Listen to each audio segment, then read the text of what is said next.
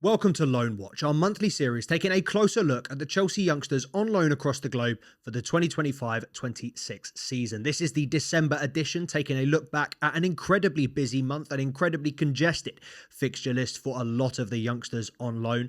But we are, of course, now in January, and 17 has now become 14, even potentially 13 by the end of today. Players being recalled, players earning themselves permanent transfers, including Leo Castledine, who has had an absolutely fantastic couple of months. And I'm going to speak a little bit later on in the episode at length with Huddersfield Town fan Ryan, just to get a little bit more insight into Leo Castledine and his impact at Huddersfield and just why he earned a move into Championship side Middlesbrough. But we are going to talk about that at the end of the episode, so make sure to stick around. And of course, if you haven't already, make sure to subscribe to the channel for all the latest and greatest Chelsea content. But we're going to get straight into it, and we're going to go to immediately the players that have been recalled from loan. First and foremost, Kiano Dyer. He was a player that was kind of at the end of our recent episodes because there was very, very little to speak about. I think just 4 minutes to his name in November, playing with FC Volendam in the Eredivisie in Netherlands. He has been recalled from loan and has been put straight back into the Chelsea under-21s, was straight back into the starting lineup against Benfica for the Premier League International Cup. Unfortunately, that was an awful loss. That was a demoralising 6-2 defeat, but having Kiano Dyer back in the under-21s itself is a fantastic sign. Watched him at the weekend as well in a brilliant 4-1 win. He was fantastic in midfield, started the game. His spatial awareness, his touch, his passing range, absolutely phenomenal. I think technically he's got all the ability, all the attributes he needs to make it. I think the reason that this loan move didn't work out at Volendam was probably the physicality. In terms of his frame, his size, he's a very, very small, very slight individual. So I think it would probably be best to keep him in the development squad or keep him in the academy with a potential view to senior minutes in maybe a couple of cup competitions, rather than finding him alone in the second half of the season that might be as intermittent. He might not get as much game time. I think the most important thing for him now is to get him back into the squad, get him playing again. And another player who potentially looking at a recall, news today broken by Nizar Kinsella, Teddy Sharman-Lowe. It was a tougher month for Teddy Sharman-Lowe. Bolton won 3 and lost 2, and he kept just the 1 clean sheet along the way against Mansfield. He's taken his tally to 6 for the season. He has been very, very highly spoken about by the Bolton Wanderers fans, so no surprise to me that Chelsea were potentially looking to recall him. However, there is potential, apparently, to stay in the squad. So I was under the impression that he may potentially be recalled with a view to sending him out on loan, maybe in the Championship. But it looks like potentially could be involved with either the under-21s or maybe even the first team. I don't know how that would work with players like Gabriel Slonina still kind of waiting in the wings and not getting very much game time at all. But we will see. Teddy Sharman-Lowe, obviously a player that has enjoyed a fantastic first half of the season. So if he does get recalled, fingers crossed, we will see him playing for the under-21s or getting a swift loan move out, because I do not want to see another loan player or another young player, that has had a fantastic start to the season rotting away on the bench for the second half. But staying in EFL League One and with Omari Kellyman, who currently sits at the summit. Cardiff currently sitting pretty at the top of League One. It was a busy month, including a home tie against Chelsea in the EFL Cup. Unfortunately, Omari Kellyman ineligible to play, so we weren't able to see how he fared. But it did give us a good chance to watch Brian Barry Murphy's side. And I have to say, after hearing a lot about them this season and not having watched them, I was very impressed with some of the football that they played. I thought, in terms of League One standard, it was definitely, aesthetically pleasing. I think it was, there's always a juxtaposition with when you drop down further in the leagues. Is it a little bit kind of counterintuitive to play that way, passing it out from the back when you maybe don't have the same quality of player that Premier League teams have? But yeah, the system that Brian Barry Murphy's playing, definitely with the players that they had, I think they gave it pretty much as good as they got, and Chelsea was saved by a second half brace by Garnacho. And yeah, it was far from a vintage performance from Chelsea, but yeah, I was very impressed with a very resolute Cardiff side. So it's no surprise to me that since that 3-1 defeat to Chelsea, they have lost just 1 game since and are currently unbeaten in 5. In fact, they have lost 2 of their last 10 games. So absolutely flying going into 2026. Like I said, top of the league currently. And Kellyman did grab a goal in the 4-3 win over Doncaster midway through the month. I think it was the game before Cardiff played Chelsea. His second of the season so far, and more often than not continues to start in the 10 or on the right. So fantastic that he is back playing. Seems like he's managed to go injury free for at least a couple of months now. So long may that continue for Omari Kellyman in League One. Staying there in the league, Jimmy J Morgan back in the goals, scored one in November and he bagged again for the Posh in December, grabbing the opener after just 2 minutes against Reading. A goal that turned out to be crucial in a slender 2-1 win and a huge 3 points that has helped them climb to mid-table. They've been languishing near the relegation zone for the first few months of the season, but Peterborough now very much mid-table. Very much safe for the time being. We know how quickly things can change, particularly in the English leagues. But yeah, Peterborough on the up, trajectory looking solid, and Jimmy J Morgan continually bagging goals. So fantastic for him to see. Unfortunately, not the same could be said for Brodi Hughes, who was not involved in a single squad in December for Wimbledon in League One. He's another player. I haven't heard anything about it, but he is another player that needs to be recalled and go elsewhere. I'm not sure if he's having any injury issues, fitness issues, or whether it is just managers decided not to play him. But yeah, not been involved in a single squad since November. So that is a move that needs to be looked at as a priority in the next couple of weeks.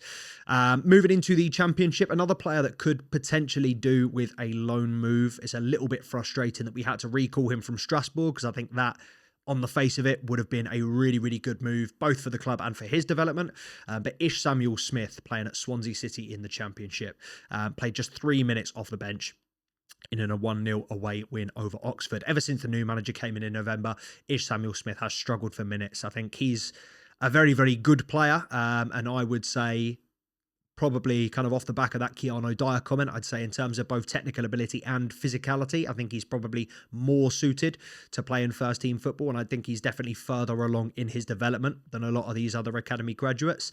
But that being said, I mean, Championship is an incredibly physical league. So it's no surprise that he is, a little bit out of his depth there. I haven't seen too much of him, and obviously not very much to comment on in December. So fingers crossed he gets some more minutes or is able to play himself back into the squad. Or if not, fingers crossed Chelsea do consider other options in the next couple of weeks.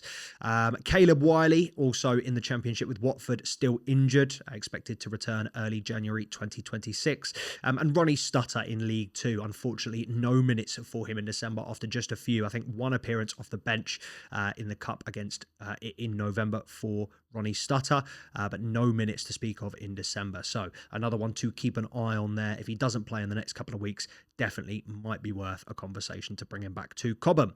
A player, however, on the flip side that has had a fantastic start to life and a brilliant December, Ted Curd. Goalkeeper Ted Curd, playing for Boreham Wood in the National League. Played 5 games in December and kept 4 clean sheets, conceding just 1 goal all month in a 2-1 win over Solihull Moors. Boreham Wood are currently in 3rd place. They're sitting very pretty. They might be on the same points as Forest Green Rovers on 53. However, they have 2 games in hand over Forest Green Rovers. They are 2 points behind the teams ahead of them, with 2 games in hand over second and 1 game in hand over first. So Boreham Wood very well placed to kick on for promotion, having a fantastic season.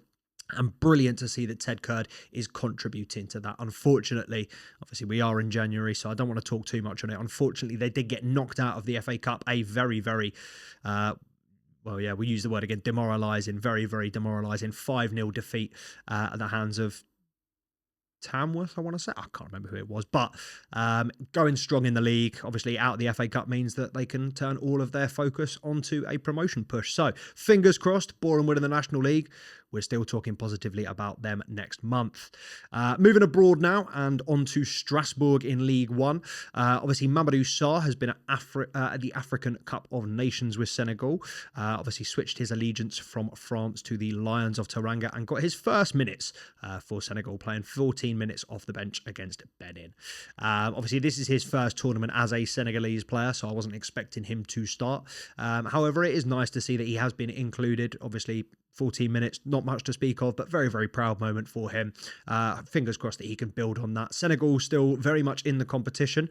They're not quite favourites. I think they've got to play Morocco. They got to play Morocco?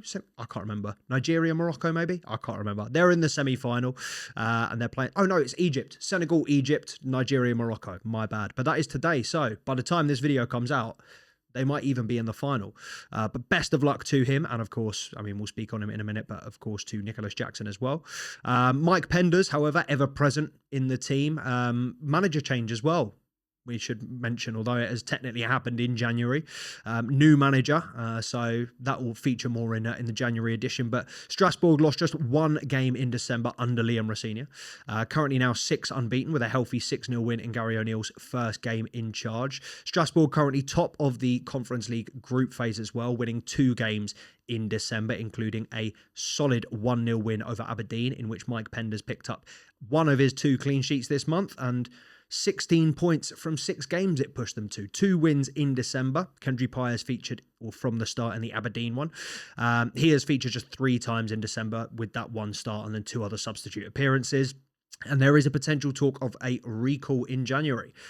No qualms over his technical ability, no qualms over his footballing ability, but there have been some concerns from Strasbourg fans and potentially also higher-ups internally at the club over his attitude and application, potentially off-the-field antics, not really keeping these Strasbourg fans too satisfied either. He's definitely a player that, again, yeah, no qualms, no question on his ability. But how many times have we seen the next big thing, the next wonder kid, the next Lionel Messi not reach the expectations that they were told to? You know, we don't want this to be another Bojan Krkic. We don't want this to be another Ibrahim Afellay. We don't want this to be another Giovanni Reina. FIFA names, unbelievable. But yeah, Kendry Páez, I think, potentially could be recalled in January, maybe free up another international loan spot, get him some more consistent minutes with the under-18s. I think he'd fit in really, really well with the Chelsea Academy group. You know, much like Kendry Páez, I think a lot of them have got the technical ability, all the attributes necessary to make it. But in terms of applying it into the first team men's football, I think a few of them do have a way to go, and Kendry Páez, you know, very, very small, very young, very inexperienced in terms of the European culture and also the European footballing game. So I think that could be another one to keep an eye on for a recall in January. Don't know if I'd send him elsewhere. I think I'd probably prefer to see him play with the youth and see how he fits in and see how he compares to some of these other players like Ibrahim Rabaj, Ryan Kavuma McQueen, you know, other extremely talented players in his age group. Moving into Germany now, Nicolas Jackson, obviously mentioned there, also at African Cup of Nations with Senegal, featured off the bench twice in the league for Bayern Munich before he travelled. Scored 2 goals in Senegal's first game against Botswana, won a very well taken finish on his weak foot, and added an assist in their third game against Sudan. Senegal now through to the semi-finals, as I mentioned, and apparently are now favourites, although I will have to double check that. I did put 20 quid on Nigeria earlier today, because at 3-1, and the way in which they've been scoring goals, the way in which Lookman and Osimhen have been playing, and Alex Iwobi looking absolutely fantastic, I'd be very, very surprised if... I'm pretty sure Morocco are favourites, actually. Let me know, have you been following African Cup of Nations? If so, who are you following? Who do you want to win? Who are you backing today? Come on, Nigeria. Staying in Germany for now, Aaron Anselmino. Setback for Aaron Anselmino. He was the crux of last month's episode because he had a fantastic November. Superb couple of performances in both the Champions League and the Bundesliga. Picked up his first goal for Borussia Dortmund as well as an assist, but has now unfortunately had another injury setback. It is just a slight muscle problem. It has only been labelled as a small issue. Fingers crossed he should be available again for selection in early January. But 2 games, he played 90 minutes in a crucial 2-0 win in the league over Hoffenheim, adding another clean sheet to his tally before playing 77 minutes in that Champions League game against Bodo Glimt, where he did pick up that injury. So fingers crossed, speedy recovery for Aaron Anselmino. The one thing we can say about that, though, is it probably does push any conversations of a January recall back. There is probably very, very little chance now of Chelsea recalling Aaron Anselmino. Getting ahead of myself there, the next player in Turkey is potentially one that is going to be added to, or well, taken off the list.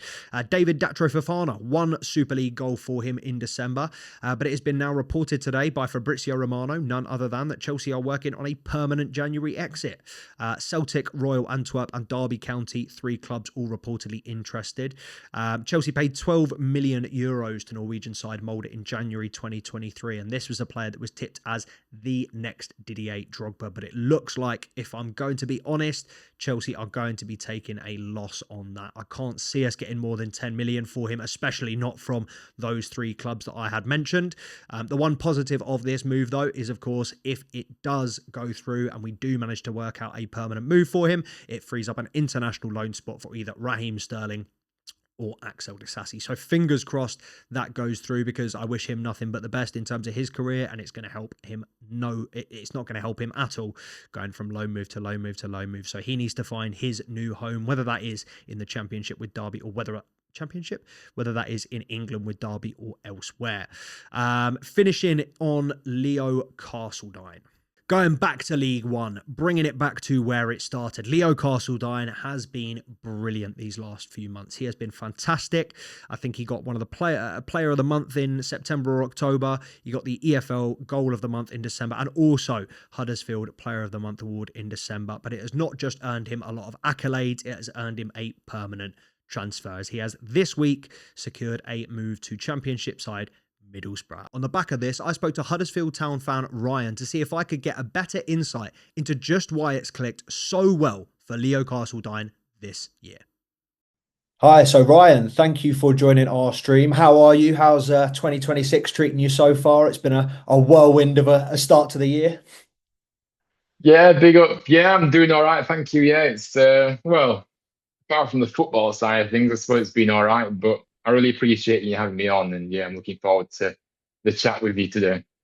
No, of course. Very happy to have you here. And obviously, yeah, keen to get a little bit more insight, deeper insight into Leo Castledine and kind of how he's fitting at Huddersfield this season. Obviously, unfortunately, the time has been cut short, because when we had planned to do this last week, he was still very much a Huddersfield Town player, but he is now obviously officially a Middlesbrough player, completed a move to the Championship. But prior to that, he had established himself very well as a regular in Lee Grant's midfield. It took him a while to get going, and I know he did have a couple of little struggles with injury, but he grabbed headlines with that performance in September against Newcastle under-21s. I think it was 3 assists and a goal, and then he went on to score 11 more. He's got 12 goals, 5 assists in 27 games, which on the face of it, for a midfielder, 20 years old, looks very, very respectable.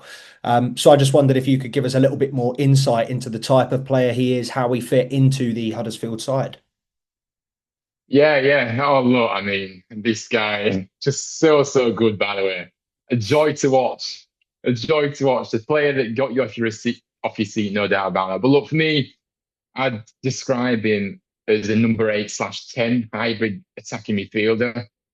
Covers a lot of ground in there, player who, gets back and helps out the defence. He's a good attacking player, but he's such a hard-working overall player that he will get back and help out his team if he needs to. One thing I would say, he'd absolutely adore to kind of drift onto that left-hand side of the pitch. If you look at his heat map, with his time at the club with us, he was very much loved to get down, into that left-hand side space, but also, still making sure he covers a lot of that ground up all across the pitch. But yeah, look, for me, a player that just loved to kind of collect the ball from deep areas, retain possession, but he could also carry the ball largely towards his opposition final third as well. So look, and also his positioning as well, so clever, so smart. Constantly occupying those pockets of space in between the opposition's midfield and the back line, and he just seems to just find that space. But look, always, looking to get into those dangerous positions, and really good, and comfortable at creating chances. Pressing, counter pressing aggressively as well. The list just goes on and on. Yeah, I mean, I look at my list. I've just got so much to say about this guy. But honestly, I can't speak highly of him. But I hope that kind of describes what kind of player he is.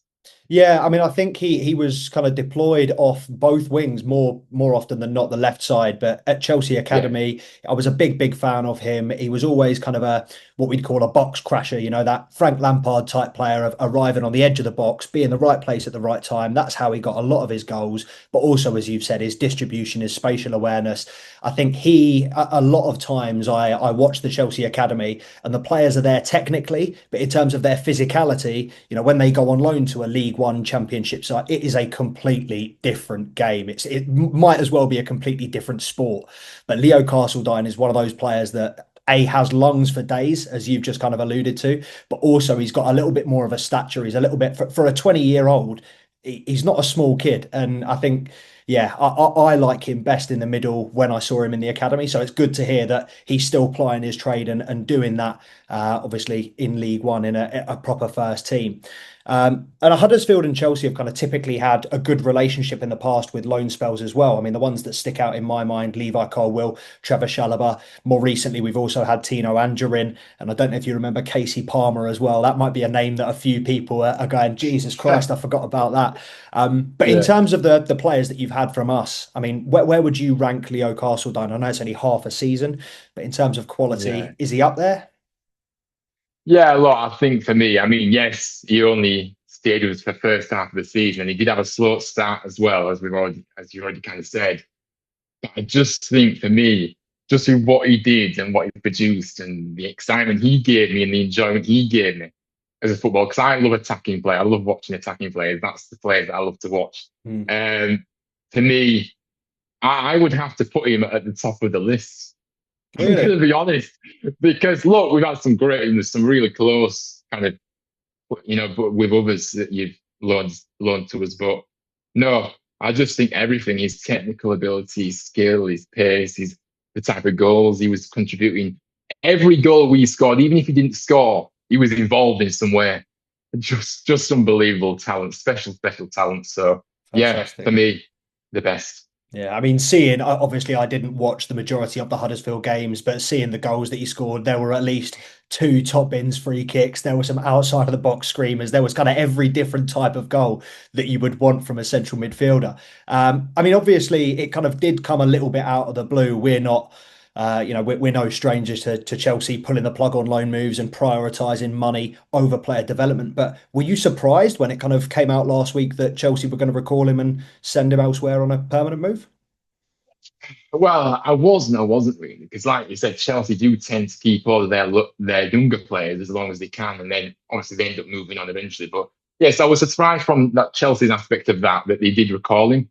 But then, obviously we were hearing way before the January window opens, clubs looking at him, circling, because ultimately a player in League One who has come on loan to us and he's just looking way too good for that league. He's going to attract interest. And as we got into January, more and more clubs were circling. And I just thought, we haven't got a chance of keeping him here, because I just think he's just far too good and he's far too special talent. And once you get a bid, then I feel like, that could be the end. So yeah, I wasn't surprised because of his quality that he has, but I was surprised that Chelsea maybe recalled him because of the way you kind of gone with loan players over the years, I guess.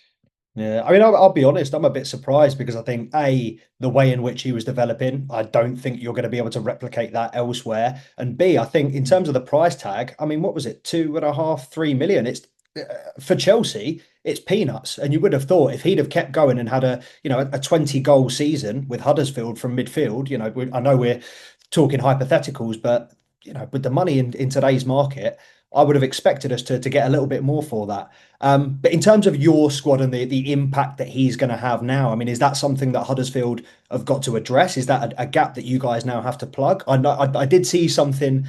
I don't want to tread into too sensitive territory. I did see something that you put up about owners. I don't know if they're not particularly active in the transfer market or what's going on with the Huddersfield ownership.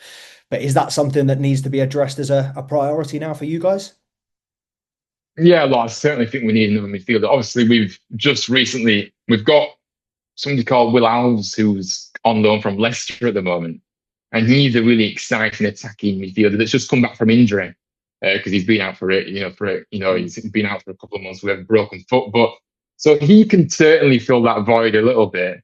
And also, we've just signed as well Cameron Humphreys from well, he's on loan from Ipswich. You know, he was in League One last season with Wickham, and he was unbelievable for them. You know, got plenty of goals. Their Player of the Year, won many awards at Wickham. So we've just signed him, so he can certainly fill that void. So I feel like we've already addressed it. And just for the record, I don't have a problem with the owner spending money. The owner spends money. Oh no, sorry, I thought you had a problem with the ownership in general. The way he's running the club, I have an issue with. But in terms of money, we're very much united there. We are both very much owners out at the moment, fella. Yeah, absolutely, yeah. Fantastic. And I mean, just lastly, in terms of very much in a promotion push at the moment, and not to rub salt into the wounds, but Leo Castledine having won, I think, Player of the Month 2 out of the last 3 months. I think he won EFL Player of the Month as well. How's your promotion charge looking? Still a long way to go. We're still mid-season, but is that going to have an effect on your season, or you reckon that you've got enough quality to paper over that? Well, it's not a bit of a sensitive area at the moment because we've got a manager here that just is completely out of his depth. A lot of the fans, well, certainly me and many, he's lost the fan base, basically. He's lost the fan base, Lee Grant. He's lost the players, in my opinion. That's how I see out there. So I don't really think that, unless we get rid of him, I don't see us getting promoted.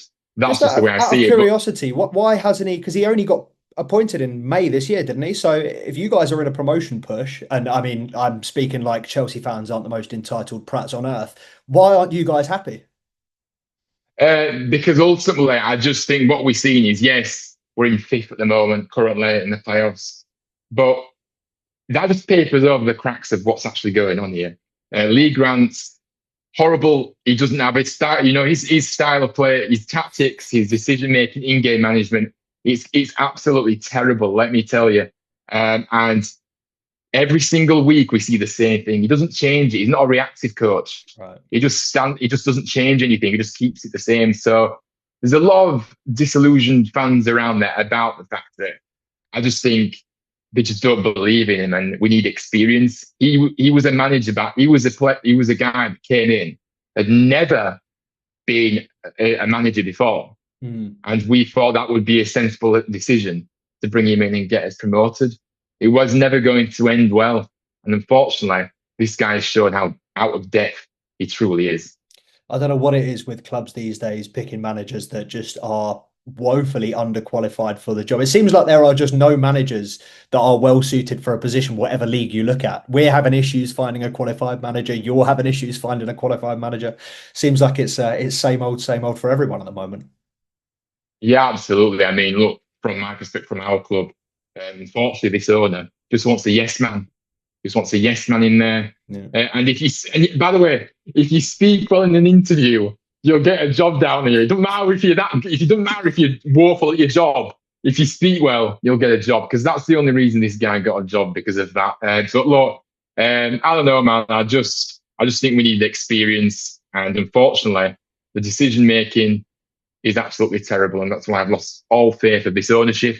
I've lost all faith with this current manager. Of many managers that we've gone through over the past 3 years, of chopping and changing, getting relegated to League One. Now we're stuck in League One in this horrible league that we want to get out of, but I just don't see any happy ending ultimately come the end of the season. No, there's still light at the end of the tunnel. Let's not, come on. I've got faith in you guys. I know. There's a lot looking down at the moment. We're only 1 week into 2026. It's going to get better, man. Wow, we can only hope. 100%. But then I appreciate you coming on the channel. Obviously, yeah, like I said, make sure, if any Huddersfield Town fans out there, make sure to follow Huddersfield Town Fan TV on YouTube. I'm going to put the links in the bio in the description below, so you know where to find Ryan's channel. But yeah, appreciate you coming on, man. And yeah, big up yourself. Good luck for the rest of the season, and best of luck for the channel. Yeah, big up. Thank you for having me on, and yeah, obviously good luck to you guys as well. Let's see what you do this season, the rest of the season. But yeah. Well, if you want a yes man in 6 months' time, come to Stamford Bridge, Liam Rossini, or I guarantee you he'll be out of a job. Oh dear. That just about brings us to the end of the December edition of Loan Watch. Thank you to everybody who has continually supported the channel. If you haven't already subscribed, make sure to hit that subscribe button for all the latest and greatest content from the Chelsea teams, youth teams, first team, loan players. If it's got anything to do with Chelsea, we cover it on this channel. So make sure to like and subscribe if you haven't already. Thank you very much to Ryan for joining us. Any Huddersfield Town fans watching, make sure to subscribe to him. I've got the channel in the bio below. But yeah, until next time, big games this week. Arsenal tonight. Up the Chelsea.